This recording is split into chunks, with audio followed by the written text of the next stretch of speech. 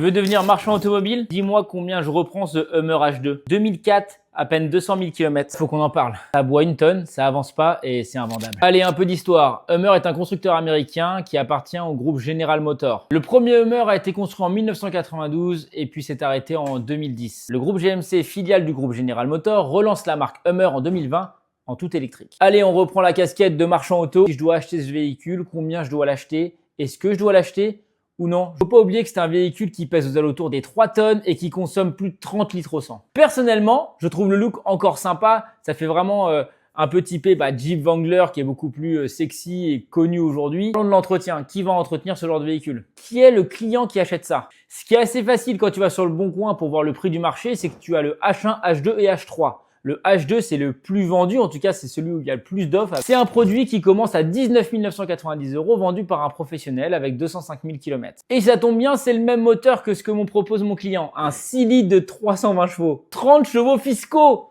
Heureusement qu'il a plus de 10 ans. Oui, quand un véhicule a plus de 10 ans, la carte grise, elle est à moins 50%. De toute façon, avec un marché de 34 véhicules en France et en plus de ça, connaissant l'histoire de la marque et mon expérience professionnelle de marchand, et agent auto, que j'ai envie de miser beaucoup d'argent sur ce véhicule pour en dégager une marge. J'achète tous les véhicules, oui, mais pas à n'importe quel prix, mais même là-dessus, je sais pas si j'irai. Quand tu es marchand auto, qu'est-ce que tu prends en considération? La rotation de stock, c'est le plus important. Tu achètes 15 000 € pour reprendre 20 000, il y a 5 000 de marge. Faut pas qu'il y ait de panne, faut que tu aies calculé les frais de remise en état. Il faut que tu mettes une garantie de 12 mois. Avant à combien et dans combien de temps? Chaque jour immobilisé, c'est de l'argent de perdu. En commentaire, combien tu l'achèterais si tu étais marchand auto? Je suis très curieux d'avoir ton avis. Et abonne-toi si...